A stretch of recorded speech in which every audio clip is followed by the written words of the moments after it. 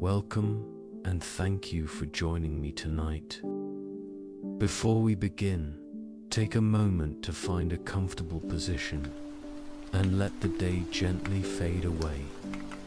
Tonight, we journey east along lantern-lit streets, quiet temples, and mountain paths. We will walk through wooden villages, hear the soft notes of flutes and drums, and rest beneath the blossoms and stars. As the story unfolds, let the words guide you into calm. So, settle in, and let us begin our journey. The village at dusk. The day bends gently toward evening. The sun hangs low above the horizon, its light filtering through the mist that clings to the mountains. The air is warm, touched with the scent of pine and damp earth, and the slow rhythm of the cicadas hums through the fields. At the edge of the valley, where the rice paddies shimmer in waterlogged terraces, the village stirs in the fading light. Farmers return from the fields, their feet damp with mud, their sleeves rolled high. Upon their arms, bundles of rice stalks rest across their shoulders, bound tightly with straw. Their bodies are tired, their backs bent from the long day, yet their voices are calm as they greet one another, steps unhurried as they make their way toward home. Children run ahead of them, laughing, their sandals slapping against the packed earth lanes.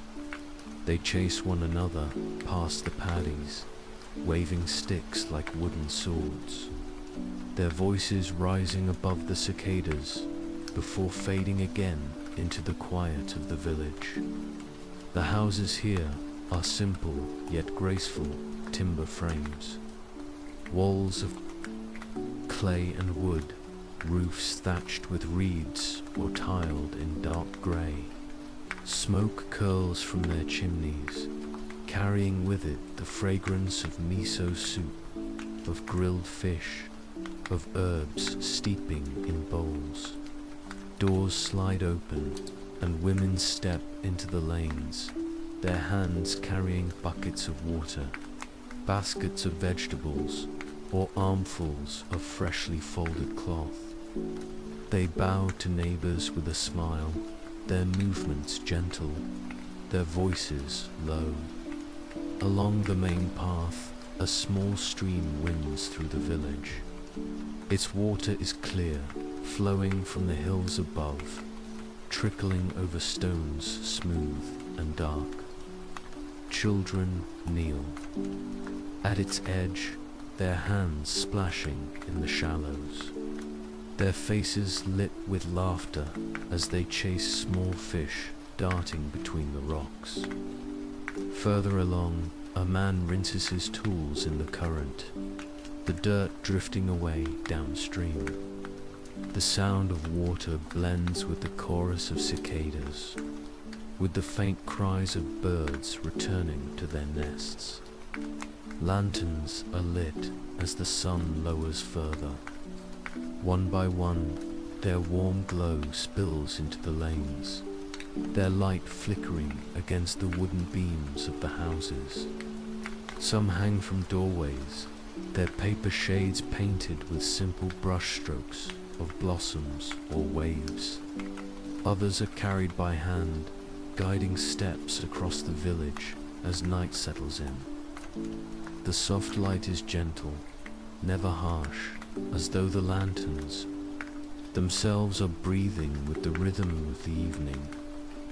At the center of the village, a well stands, its roof built of timber, its rope worn smooth from many hands.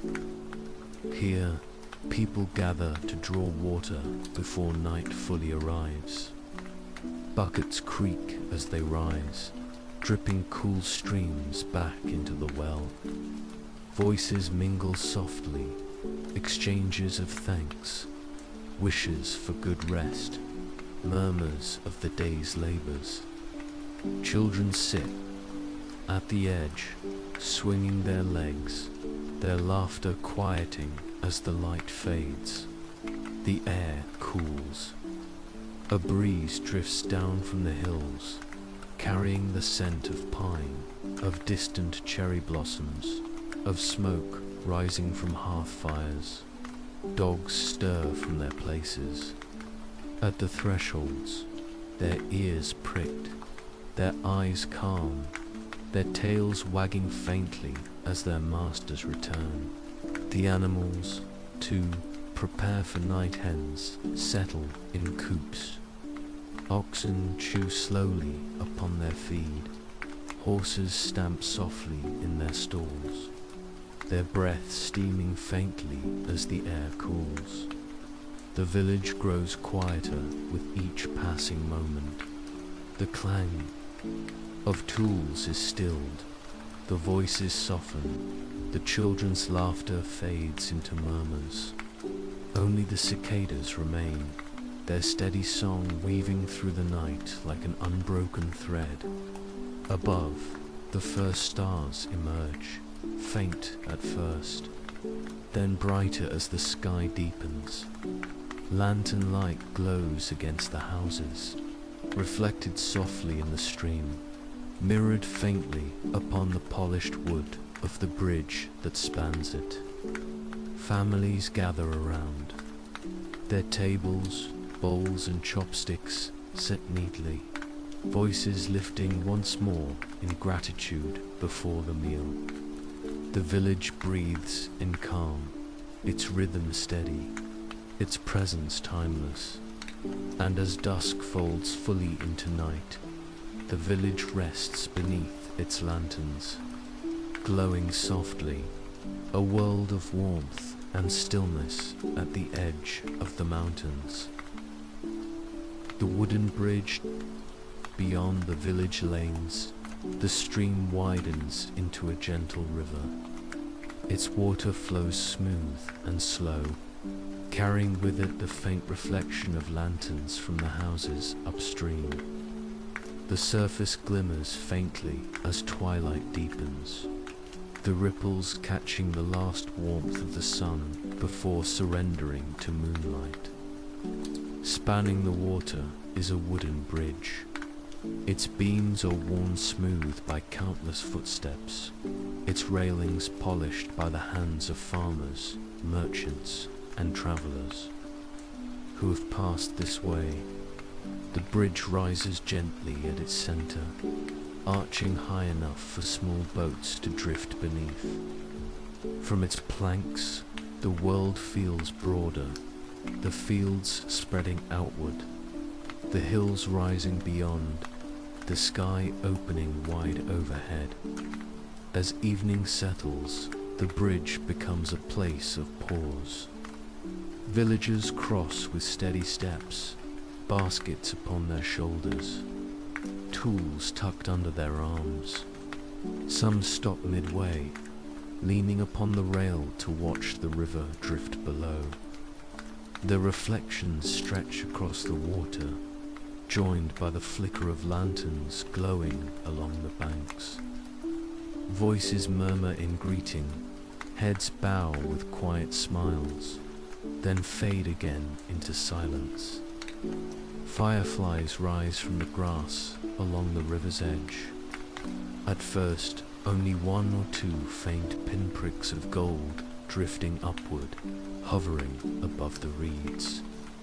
Then more, until the air glows softly, the insects weaving and swaying as though dancing to a rhythm unseen. Children stand at the bridge rail, their fingers pointing, their voices whispering with delight.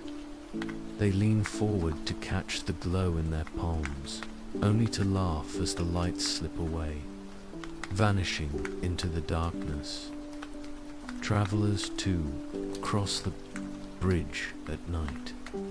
Some are merchants, their carts creaking softly as oxen pull them forward. Bundles of cloth, baskets of rice, jars of tea rest stacked upon the boards, their weight shifting gently as the wheels roll across. Others are pilgrims, walking slowly, their sandals worn, their robes plain. They pause to bow toward the water, whispering prayers to the river for safe passage. Before continuing their journey beneath the stars, the river itself hums softly. Its current carries leaves, petals, and the faint traces of the day. Frogs call from the banks, their voices deep and rhythmic. The reeds sway gently, brushing against the water's edge. Somewhere downstream, a heron lifts into flight, its wings flashing pale in the dusk before disappearing into the night. Lanterns are hung from the bridge railings, their paper shades glow warm, painted with brushstrokes of cranes, blossoms, and waves. The light spills onto the planks, guiding steps, softening shadows. It drifts down into the river, shimmering across the ripples, joining the glow of fireflies until the water itself seems alight. From the far bank, music drifts faintly. A flute plays a slow, gentle melody, each note carried easily across the still air. Its sound mingles with the river, with the chorus of frogs, with the hum of insects. It is a song without urgency, meant not to stir but to calm, not to call but to soothe. Those upon the bridge pause to listen, their bodies still, their hearts quieting. The night deepens further. The stars spread wide across the sky, their reflections shimmering in the current below. The moon rises above the hills, pale and round, casting a path of light across the water. The fireflies scatter upward, filling the air, their glow mingling with the lanterns, their dance unbroken. The bridge holds it all, the footsteps of villagers, the prayers of pilgrims, the laughter of children, the silence of travelers, the glow of fire and moonlight, the hum of river and song. It is not only wood and rope, but memory itself, carrying lives across water, binding one side to the other, one day to the next dot. And as the night settles, the wooden bridge glows softly against the dark, a resting place between earth and sky, between journey and home. The tea house, at the edge of the village, set slightly apart from the lanes and fields, stands a small tea house. Its walls are made of timber and paper, its roof gently sloped, its doorway framed with bamboo. Lanterns hang from the eaves, their glow warm and inviting, their light spilling softly onto the stone path that leads within. The sound of the river still lingers faintly in the air, blending with the chirp of crickets. But here, the world grows quieter, more deliberate. Inside, the air is cool and still. Tatami mats cover the floor, their woven surface carrying the faint scent of straw. Low tables rest upon them, each carefully arranged, each space free of clutter, balanced in simplicity. The sliding screens are half open, revealing a view of the garden beyond, a small pond with koi moving slowly beneath the surface, bamboo swaying gently in the night breeze, and a pine tree stretching upward toward the sky. At the center of the room, a tea master kneels. His robe is plain, his sleeves tucked neatly, his movements deliberate, unhurried. Before him rests the tea set, a kettle of iron, a bowl of glazed ceramic, a bamboo whisk, and a small caddy of powdered matcha. Every object is placed with care, every angle deliberate, as though the world itself could be ordered through such arrangement. Guests sit nearby, their postures straight, their voices hushed. They bow as the master begins, their eyes steady upon his hands. The ceremony is not hurried, nor is it meant for thirst. It is a meditation, a way to draw the mind inward, to ground the heart, to honor the moment. The kettle begins to steam, its breath faint and steady. The master lifts it with calm precision, pouring a thin stream of water into the bowl. The powdered tea swirls, its color deep green, its fragrance earthy and soft. With the whisk, he stirs, not quickly, not slowly, but with rhythm, with balance. The surface froths lightly, a fine foam forming, smooth and even. The sound of the whisk against the bowl is gentle, like rain upon leaves. When it is ready, the master bows his head and places the bowl before the guest. The guest bows in return, lifting it with both hands, turning it slightly before drinking. The taste is bitter, rich, grounding. It lingers upon the tongue, it fills the body with warmth, it clears the mind. The guest drinks slowly, with gratitude, with reverence, before setting the bowl down once more. The ceremony continues, each bowl prepared with the same care, the same balance, the same intention. There is no haste, no chatter, only the sound of water poured, of whisk upon bowl, of breath drawn and released. Time itself seems to slow, each moment stretched into stillness, each gesture holding the weight of meaning. The garden outside deepens into night. Lanterns glow along the stones, their reflections shimmering in the pond. The koi stir slowly, their bodies gliding beneath the surface, sending ripples outward that catch the moonlight. Bamboo creaks gently, its leaves brushing one another in the breeze. The air carries the faint scent of pine, of earth, of water, mingling with the fragrance of tea rising within. The guests bow once more when the ceremony ends. They rise slowly, their steps measured, their voices still hushed. The tea has warmed them, not only in body, but in spirit. Their minds are clearer, their hearts steadier, their evening quieter. The tea house returns to silence, the bowls cleaned, the kettle resting, the mats bare once more. And as the last lantern flickers against the paper walls, the tea house breathes in stillness, a world of balance, of calm, of deliberate grace. The samurai's forge.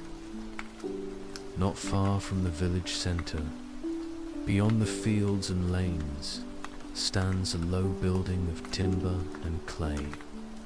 Its windows glow with faint orange light, its doorway open to the night air. Within, the forge burns brightly, a heart of fire in the darkness, its flames leaping with every pull of the bellows. The air hums with heat, alive with the rhythm of hammer and flame. At the center of it all stands the swordsmith. His robes are tied tightly, his brow damp with sweat, his arms steady from years of labor.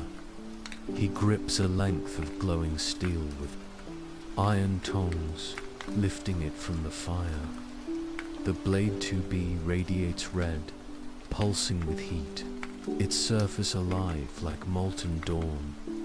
He sets it upon the anvil, and the hammer falls. The sound is sharp, ringing through the forge, echoing into the night. Each strike is deliberate, each motion precise. The blade bends, shapes, stretches beneath the hammer's rhythm. Sparks leap outward in brief showers of gold, scattering across the dirt floor before fading into ash. The air smells of iron and smoke, of sweat and burning wood, heavy and earthy. Beside him, an apprentice works the bellows, his arms straining with effort, his eyes fixed upon the master's hands.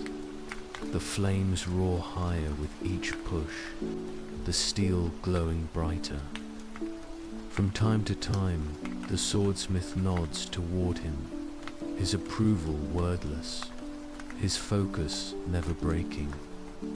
The boy learns not through speech, but through the music of hammer and fire. Around the forge, tools rest in careful order, chisels, files, whetstones, each one worn smooth by years of use.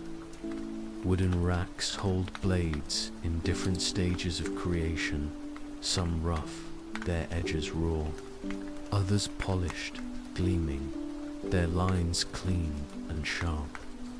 Each carries within it not only steel, but patience, craft, and spirit. The master lifts the steel, once more, folding it upon itself, hammering it flat again. The process repeats. Heat, fold, strike, cool. Again and again, the blade grows stronger, each fold binding it tighter, each strike sealing its strength. The rhythm is steady, unbroken, as though the hammer itself were the heartbeat of the forge. At last, the glowing steel is quenched. The master lowers it into water, steam rising in a hiss that fills the air. The blade darkens, hardens, its form sealed. He lifts it slowly, studying the surface, his eyes sharp, his face unreadable. Then, with a small nod, he sets it aside. Satisfied, but the work is not finished. The blade must be polished, its edge sharpened, its surface smoothed until it gleams like water beneath the moon. The whetstone waits, cool and grey, ready to receive the steel. The master runs the blade against it slowly, carefully, his hands steady, his strokes long. The sound is soft now, a rasping whisper, a counterpoint to the hammer's earlier song. The apprentice watches, his breath quiet, his eyes wide. He sees not only a blade, but a life's devotion to discipline, to balance, to the unseen spirit carried in steel. For a sword is more than weapon. It is honor, duty, memory. It is the vessel of a warrior's path. Outside, the night deepens. The cicadas fall silent, replaced by the low hum of crickets. The river murmurs faintly in the distance, its song softer than the hiss of quenching steel. Above, the stars scatter, cold and bright, indifferent yet eternal. But within the forge, the fire still roars, the hammer still sings, the blade still forms, and when the work is finally done, the master sets the blade upon the rack. It rests among others, gleaming faintly in the firelight. silent, strong, alive. The forge exhales its smoke into the night, its glow dimming, its rhythm slowing, but its spirit endures. The forge is not only fire and steel, it is devotion itself, burning steadily, shaping strength, carrying memory. The Lantern Festival. As night deepens, the village stirs once more. From every lane, every doorway, people emerge, families walking side by side, children clutching their parents' hands, elders moving slowly with staffs in hand. The air is filled with anticipation, soft voices carrying across the fields, the faint sound of drums echoing from the village square. For tonight is the Lantern Festival, a night when light itself becomes offering, prayer and memory. The square lies open at the village's heart, its grounds swept clean, its borders lined with wooden posts. Upon each post hangs a lantern, paper thin, painted with brush strokes of blossoms, cranes, waves, and stars. The glow is gentle, a soft radiance spilling across the square, drawing the villagers together like moths to a flame. The smell of incense drifts upon the air, mingling with the fragrance of grilled fish, sweet rice cakes, and roasted chestnuts. The warmth of food and fire, the hum of voices, the flicker of lantern light, all blend into one. Musicians sit near the center there, instruments simple yet strong. Flutes sing high and clear, their notes weaving through the air like threads of silk. Drums answer with a steady rhythm, low and deep, a heartbeat beneath the song. A shamisen strums softly, its strings adding texture, its voice carrying gently into the night. The music is not hurried. It is celebratory yet calm, joyful yet reverent, a song for both the living and the spirits beyond. Children race across the square, paper lanterns held aloft on wooden poles. Their laughter rings brightly, their lanterns swaying like stars caught. In motion, some lanterns are painted with dragons, their bodies curling around flame.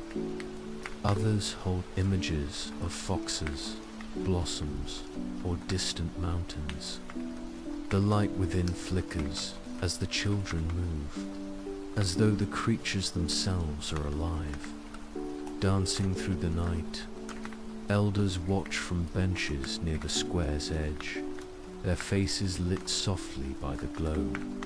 They speak little, their gazes distant, their hearts stirred by memories of festivals long past.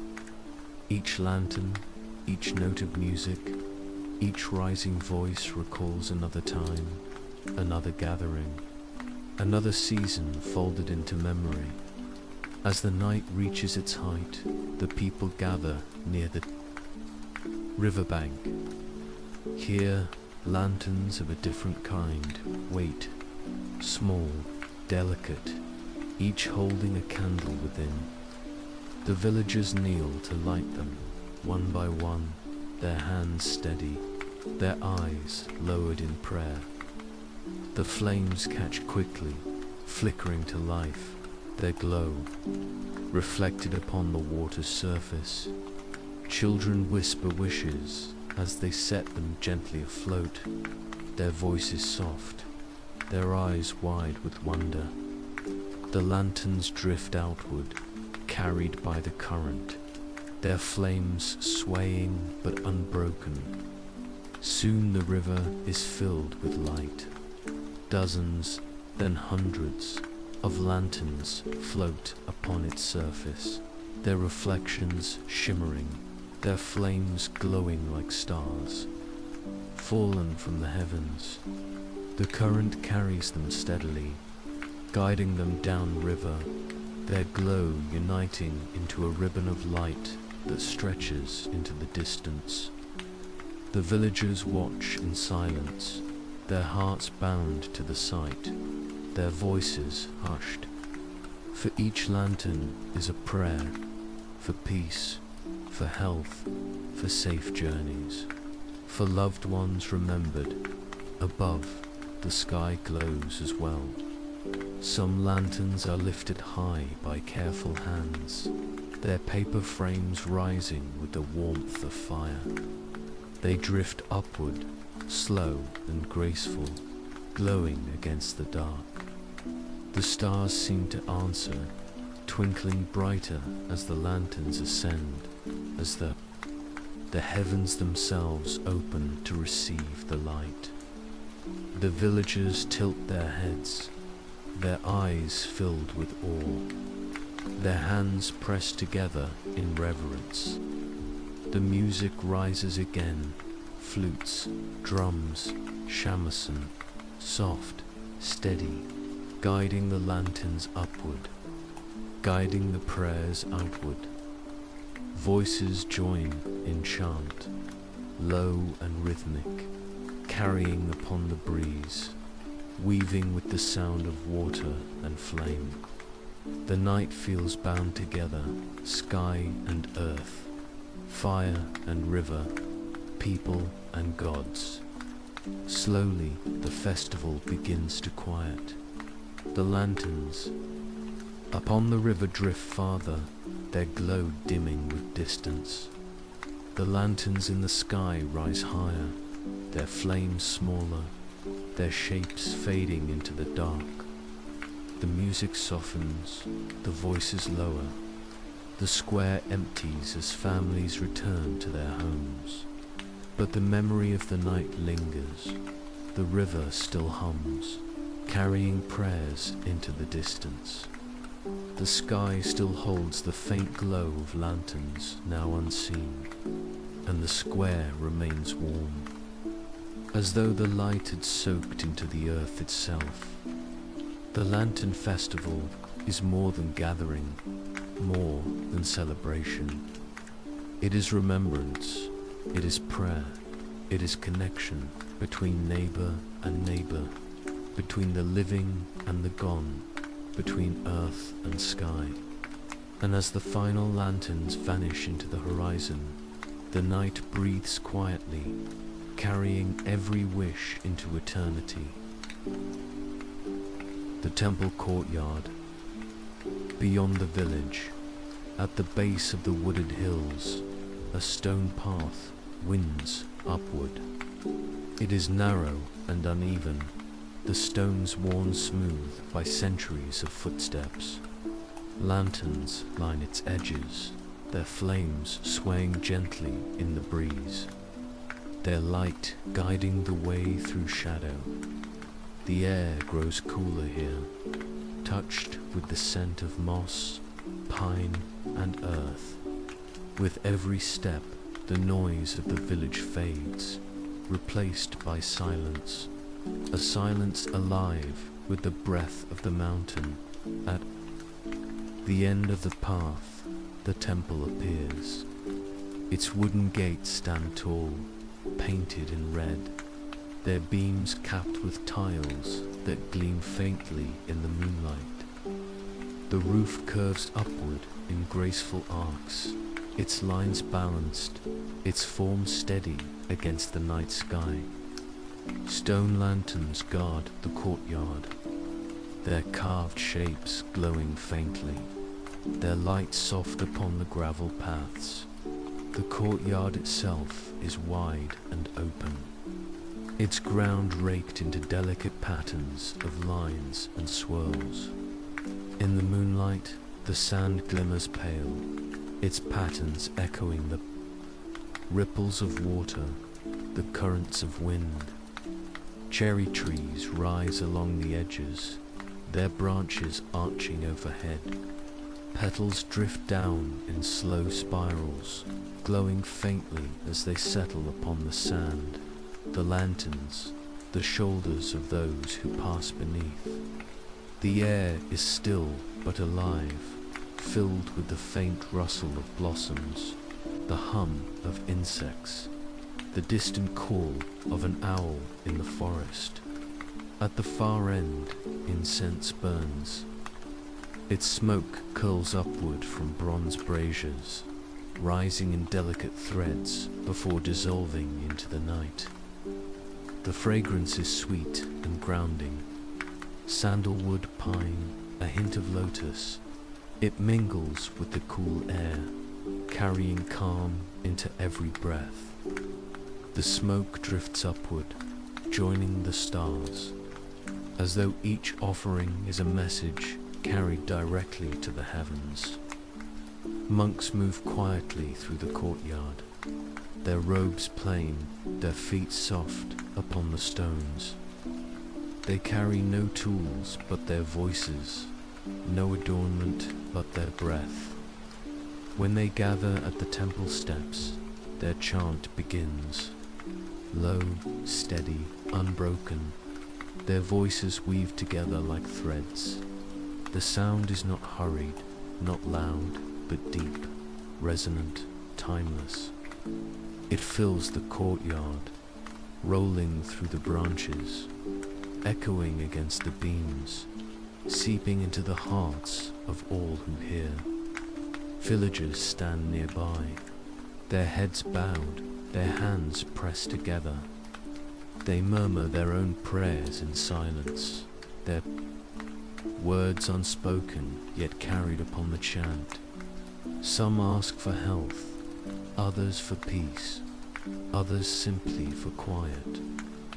Children watch with wide eyes, their movements stilled by the weight of the place. Even the animals that wander near, a stray dog, a perched crow, seem hushed, their bodies unmoving, their presence respectful. The great temple bell rings. Its voice is deep, shaking the air, carrying for miles across the hills. It echoes, slowly fading, only to rise again as the monk strikes once more. Each note is a heartbeat of eternity, each vibration a reminder of time's steady flow. The villagers bow deeply as the sound rolls outward, their bodies folding like the branches of the cherry trees in the wind. The chant continues. The incense burns, the blossoms fall. Time feels suspended, as though the courtyard exists outside of seasons, outside of change, a place where all moments are gathered into one. Above, the stars watch, their light pale yet constant. The moon drifts higher, its glow softening the edges of the temple roof, its reflection faint upon the raked sand. When the chanting ends, silence returns. But it is not the silence of emptiness. It is the silence of fullness, of a space still, vibrating with sound, of hearts still echoing with the prayer. The villagers bow once more, their movements slow, deliberate, grateful. The monks step back into the shadows, their forms blending with the night, their presence unbroken. The courtyard remains, glowing faintly with lantern light, scented with incense, scattered with blossoms. It is more than stone, more than sand, more than wood. It is balance, memory, devotion, carried gently into the night. The mountain path. Beyond the temple courtyard, the stone path narrows once more. It climbs steadily into the hills, winding between trees, its edges softened with moss. Lanterns grow fewer here, their glow distant, until only the moon and stars guide the way. The air is crisp, touched with pine, cedar, and the faint chill of mountain streams. Each step carries the traveler deeper into stillness, into the hush of the night. The forest rises on either side, tall trunks reaching upward, like pillars. Their branches weave together high above, framing the sky in shifting patterns of light and shadow. The wind drifts through them, rustling the leaves in gentle waves, a sound as soft as breath. Owls call from hidden branches, their voices low and steady. From the underbrush comes the faint stir of foxes, cautious and unseen. The world is alive, yet quiet, a presence that listens as much as it speaks. Along the path, small shrines appear. Some are little more than stones stacked upon one another, offerings of pebbles placed by passing hands.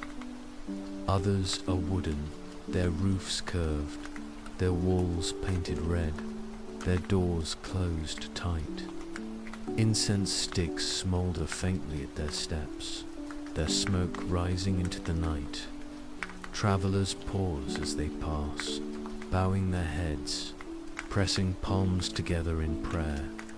Their words are soft, their silence longer, their footsteps lighter as they continue onward. The sound of water joins the night. At first a trickle, faint and hidden, then stronger, the steady rush of a stream tumbling downhill. The path bends to follow it, stones slick with moisture, moss glowing faintly in the moonlight. The stream cascades over rocks, forming small waterfalls that glisten in the silver glow. Mist drifts upward, cooling the air, settling upon the leaves. The water's voice is clear and unbroken, a song of the mountain itself. Further along, the stream widens into a pool, its surface smooth and still. Koi stirs slowly beneath, their shapes pale and ghost-like under the moon. The water reflects the stars, the trees, the faint glow of the lantern carried by a traveler. The reflection seems endless, as though the pool itself is a second sky, a mirror of eternity. Travelers walk this path with patience. Some are pilgrims, their sandals worn, their robes plain, their steps steady though weary. Others are villagers, carrying offerings of rice, flowers, or paper charms to place at distant shrines. They speak little, their silence part of the journey itself. Their breaths rise in clouds, their eyes lifted often to the stars above, as though each step brought them nearer to the heavens. From time to time, a torii gate rises before them. Its beams are tall, painted red, its form striking against the pale night sky. Each gate marks a threshold, a crossing between the world of the village and the world of the sacred. Travelers bow as they pass beneath, their bodies lowered in reverence, their hearts quiet in the moment. The sound of wind and water continues beyond, unchanged, as though the mountain itself accepts their presence. The higher the path climbs, the quieter it becomes. The forest thins, the trees more sparse, the air cooler. The wind grows stronger, carrying with it the distant cry of cranes flying above. The stars seem closer, brighter, sharp against the deep sky. The moon hangs full and steady, its light spilling silver across the stones, guiding the way at last. The path levels upon a ridge. From here the land spreads outward, valleys dark with forest, rivers glimmering faintly, villages glowing softly in the distance. The world feels vast, endless, yet still. The travelers pause, their breath slowing, their eyes wide, their hearts quieted by the view. The mountain path holds them in silence. It carries footsteps, prayers, whispers, but it belongs to none. It is only passage, only presence, only patience. A thread between earth and sky, between the village below and the sacred above. And as the wind drifts softly through the trees, the path continues, unbroken, timeless, eternal. The castle town at night, beyond the mountain path, where valleys widen once more, lies the castle town. Its wooden gates rise tall, bound with iron, their beams dark against the pale glow of the moon. Torches burn in sconces, their flames swaying. In the breeze, their light casting long shadows upon the packed earth road that leads within. Guards stand watch at either side, their armor simple but steady, their spears upright, their eyes patient. They bow slightly as villagers pass, their movements calm, their presence reassuring. Inside the streets are narrow but well kept, lined with wooden houses, shops and stalls. During the day, the town is filled with voices, merchants calling, their wares, travelers bargaining, children chasing one another through the lanes. But at night, it grows quiet. The stalls are shuttered, their goods covered with cloth. Merchants pack away baskets of rice, jars of oil, bolts of silk, their movements slow and deliberate, their voices hushed. The air smells faintly of grilled fish and soy, the remnants of evening meals carried by the breeze. Lanterns hang from doorways, their light glowing warmly against the wooden beams. Some bear the symbols of families, painted in bold strokes of black against paper white. Others carry images of flowers, cranes or waves, their light softened by the delicate brushwork. The glow spills onto the street, pooling in golden circles that guide the way through the night. Dogs curl beside thresholds, their ears twitching, their tails flicking as they drift into sleep. Cats slip silently along the rooftops, their eyes gleaming faintly, their movements fluid as shadow. The air is filled with the soft rustle of straw mats, the creak of shutters, the murmur of voices fading into rest. At the center of the town rises the castle itself. Its walls are tall, built of stone at the base, timber above. Its roofs sweep upward in layered tiers, each crowned with tiles that glimmer faintly in the moonlight. The great keep rises above all, its windows glowing faintly with torchlight, its silhouette proud against the stars. Though the town rests, the castle remains awake, its watch unbroken. Guards walk along its walls, their footsteps steady, their lanterns bobbing softly against the dark. Within the town, a few figures still move. A night watchman walks the streets, carrying a lantern upon a long pole. his bell chiming softly to mark the hour.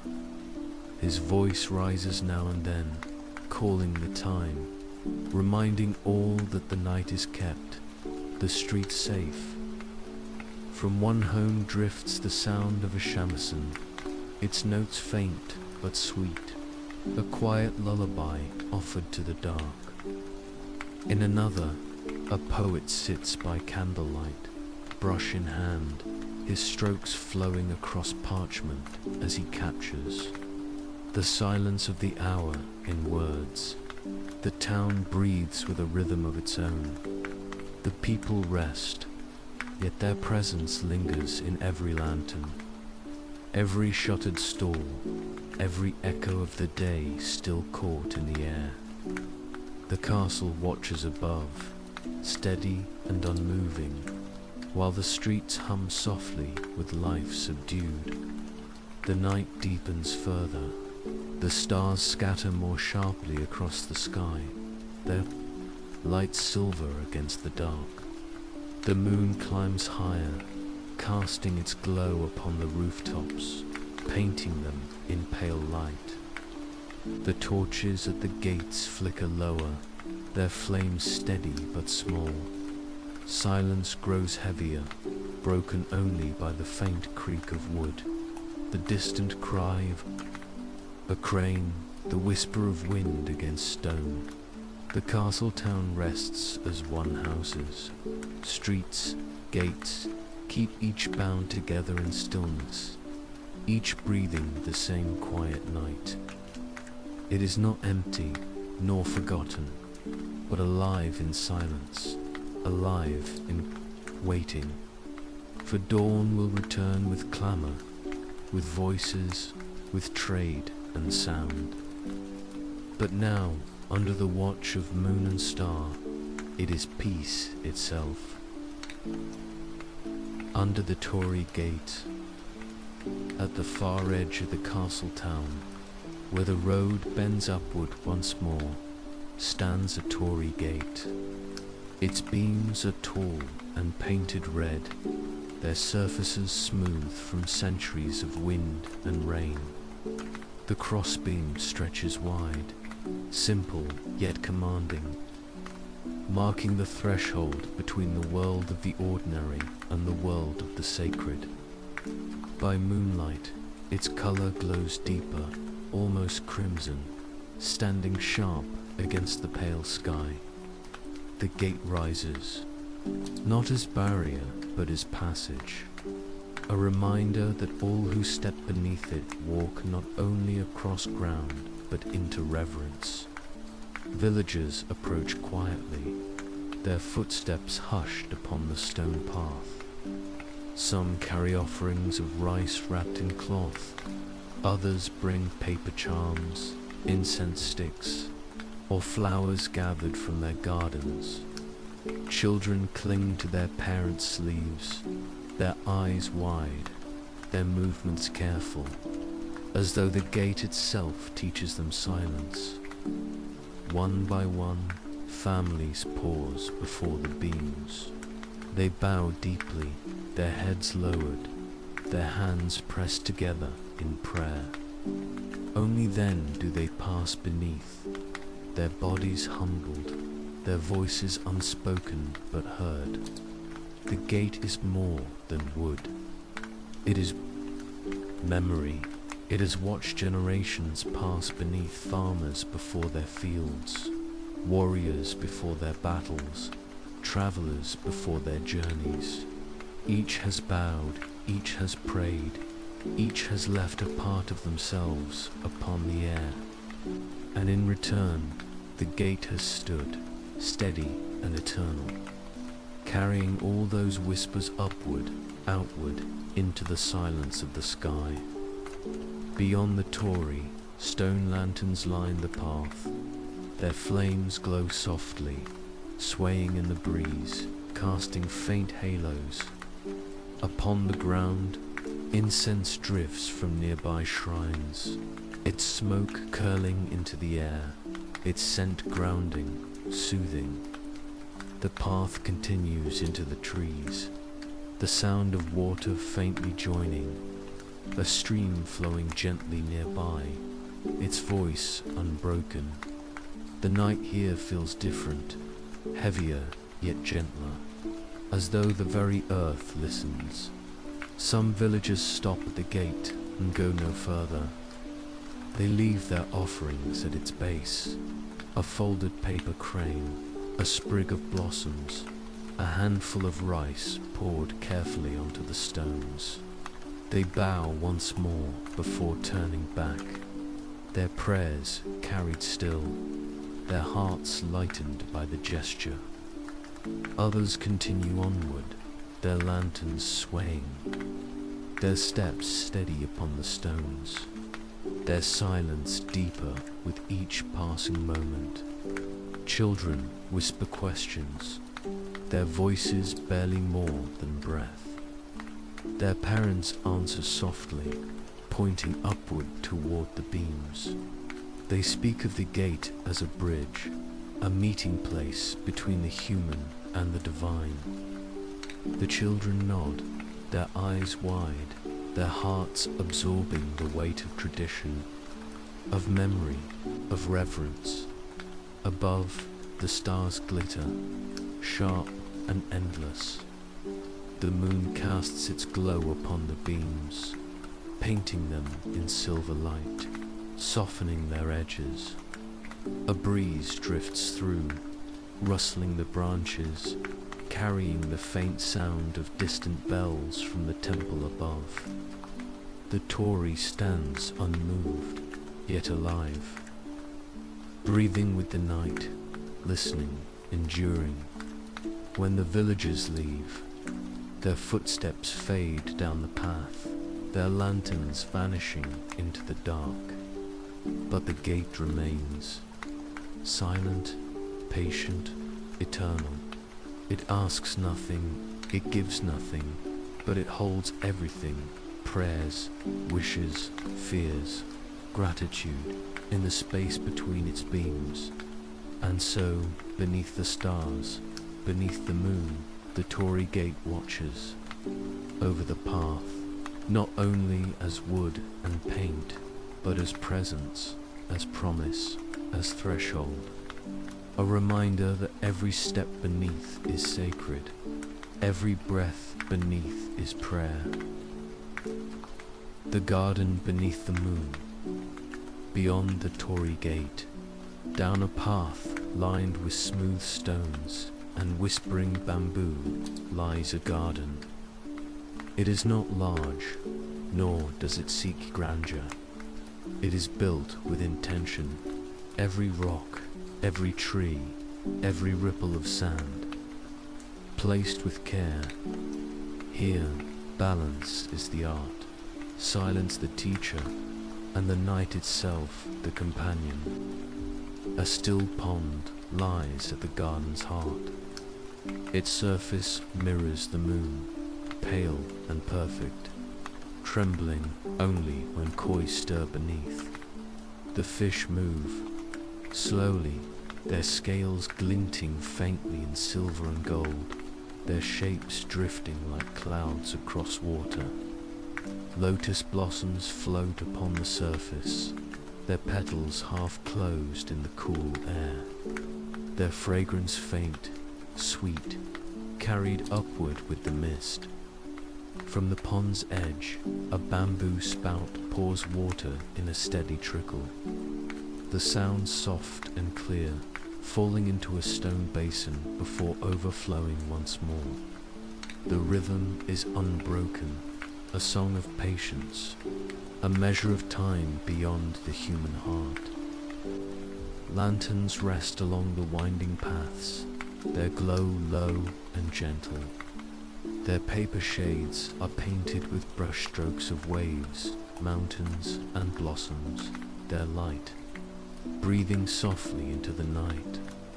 The paths themselves weave between stone and moss, leading to small alcoves where benches wait.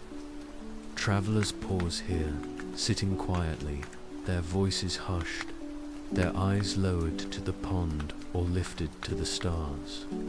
Above, In this place, words are unnecessary. The silence holds them all. Bamboo rises tall around the garden, their stalks swaying gently in the breeze. Their leaves whisper against one another, a sound like soft rain. Now and then, a bird stirs within. Their shadows, its wings fluttering once, before it returns to stillness. Beyond, the bamboo pine trees stretch upward, their shapes dark and steady against the sky, their needles catching the moonlight like threads of silver. Cherry blossoms scatter across the paths. Their petals drift slowly, carried by the breeze, landing upon the pond, upon the moss, upon the shoulders of those who sit in stillness. Each petal is fragile, fleeting, yet perfect, a reminder of beauty's impermanence, of the quiet grace in passing. Children gather them in their palms, their laughter soft, before letting them fall again. Their faces glowing in lantern-like dot. At one corner of the garden, a stone lantern glows upon a small island in the pond. Its flame flickers, its reflection, shimmering in the water, two lights bound as one. Nearby, a bridge of arched wood crosses to the island, its railing smooth, its planks warm. A traveller stands upon it, gazing into the pond below, the moon reflected both above and beneath. For a moment, it feels as though the world has no ground, no sky, only light mirrored endlessly. The air carries the fragrance of earth, pine, and blossoms, mingled with the faint smoke of incense drifting from a shrine nearby.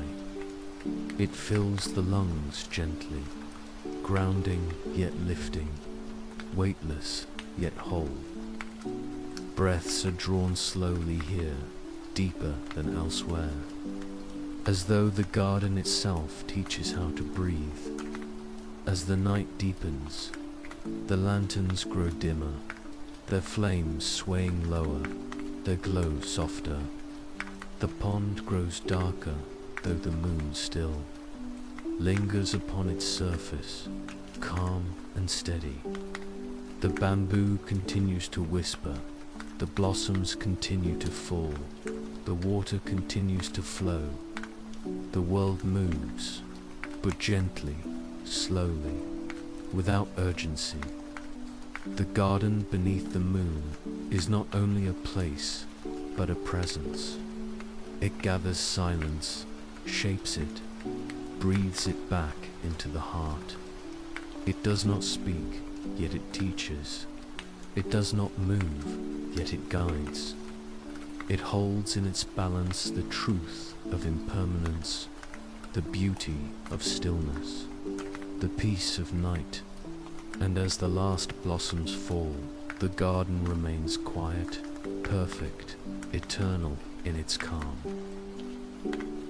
Here, beneath the blossoms and lanterns, the world rests.